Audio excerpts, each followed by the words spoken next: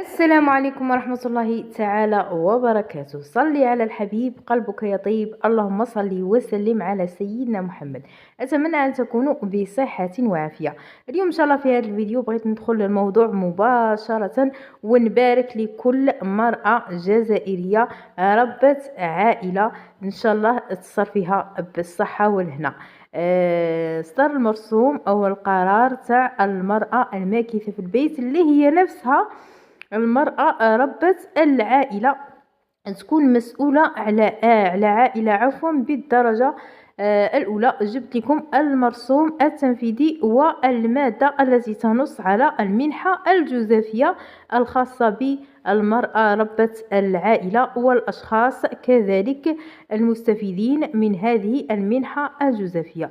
أقولها وأعيد ألف مبروك لربة العائلة.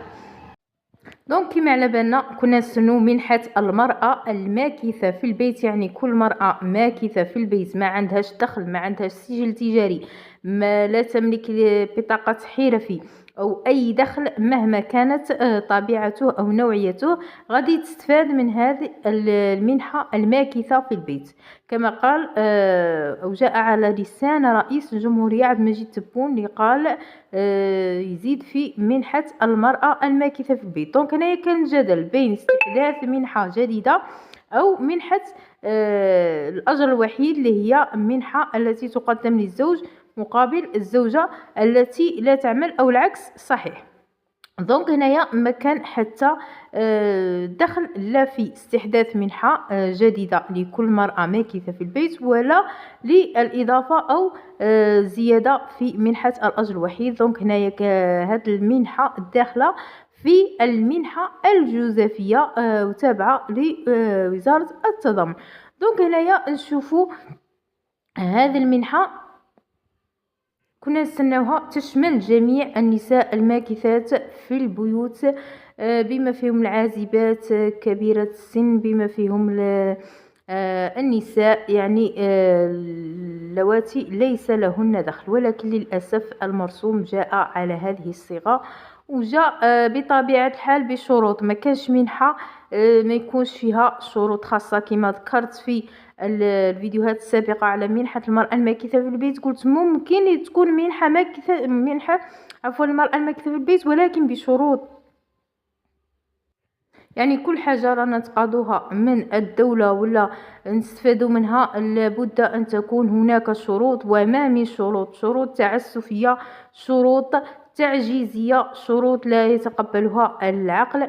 لماذا لم تكن منحة للمرأة الماكثة في البيت بدون شرط سواء أو بغض النظر عن الزوج سواء له دخل أو ليس له دخل، سواء كان مؤمن أو لا. دونك هذه هي حطنا أمام الأمر الواقع ولا بد من تقبله. دونك مبروك للفئات أو للنساء ربات العائلة أقل من 60 سنة ليس لهن دخل ولسن مؤمنين. دونك نروحوا للمرسوم التنفيذي اللي نص على هذه أو جاء بهذه النقاط الخاصة بالمنحة الجزافية. عنا القانون 22-23 المؤرخ في 11 جمادى الثانية عام 1425 الموافق ل 24 ديسمبر سنة 2023 والمتضمن قانون المالية لسنة 2024. دونك يهدف هذا المرسوم إلى تحديد الفئات المستفيدة من منحة جزافية للتضامن وكذا الشروط وكيفية الاستفادة منها. دونك نروحوا للمادة الثانية من هذا المرسوم. واش راهي تقول تستفيد من منحة جزافية للتضامن التي يقدر مبلغها ب7,000 دينار جزائري شهريا للفئات بدون دخل الآتية أسماء. دونك عندنا رب العائلة العاجز بدنيا عن العمل، الشخص الذي يعيش بمفرده بدون عائلة وعاجز بدنيا عن العمل. النقطة الثالثة والتي تهمنا في هذا الموضوع هو المرأة ربة العائلة البالغة من العمر أقل من 60 سنة. دونك هنا قال لك ربة العائلة يعني هي اللي تكون مسؤولة عن العائلة ويكون عمرها أقل من 60 سنة. في هذه المادة ما ذكرتش الشروط ولكن بطبيعة الحال من يكون هناك ملف أو من نقوم باستخراج هذا الملف راح يعطونا وثيقة فيها كامل الوثائق ولا الأوراق التي اللي يسحقوها باش ندفعوا الملف تاع المنحة. وأكيد يكون هناك شروط، وإن شاء الله ما تكون شروط التعسفية للغاية. نواصل. الفئة الرابعة المستفيدة هم الأشخاص البالغون من العمر 60 سنة فما فوق وغير موضوعين في مؤسسة خاصة أو مؤسسة مختصة، يعني مثل دار العجزة أو دار المسنين كما هو معروف، أو أي مؤسسة خاصة لرعاية الأشخاص البالغين. وكذلك الأشخاص العاجزون والمصابون بداء عضال البالغون من العمر 18 سنة فما فوق، ويعانون من مرض مزمن بسبب العجز أو المتحصلون على بطاقة الشخص ذوي الاحتياجات الخاصة. دونك هنايا داخل فيها الأشخاص المصابون بمرض عضال لا قدر الله، ويكون العمر تاعهم يفوق 18 سنة، أصحاب الأمراض المزمنة، وذوي الإعاقة أو ذوي الاحتياجات الخاصة. عندنا نقطة أخرى وهي العائلات التي تتكفل بشخص أو عدة أشخاص من ذوي الاحتياجات الخاصة البالغين من العمر أقل من 18 سنة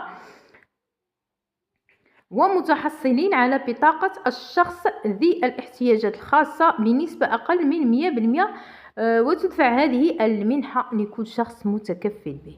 دونك هنايا كنا ذكرنا الفئات التي تستفيد من المنحة الجوزافية.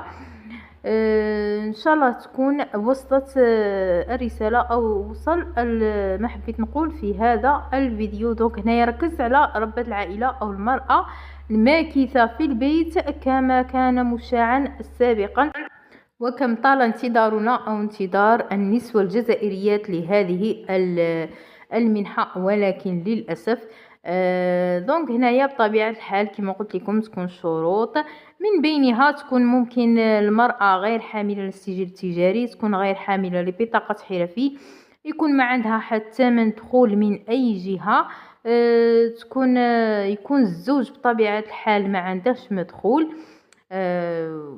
يكون غير مؤمن، وتكون هي غير مؤمنة. وهناك شروط عديدة كما دارونا في منحة البطالة، وتكون غير مقصية من منحة البطالة أو غير مستفيدة من منحة البطالة. هذه هي بعض الشروط أو الشروط الأساسية اللي يركزوا عليها في الملف المطلوب لمنحة المنحة الجوزافية. دونك هذا هو الموضوع الذي طال الجدل فيه وطال انتظاره. إلى هنا أصل إلى نهاية الفيديو. استودعكم الله الذي لا تضيع ودائعه، والسلام عليكم ورحمة الله تعالى وبركاته.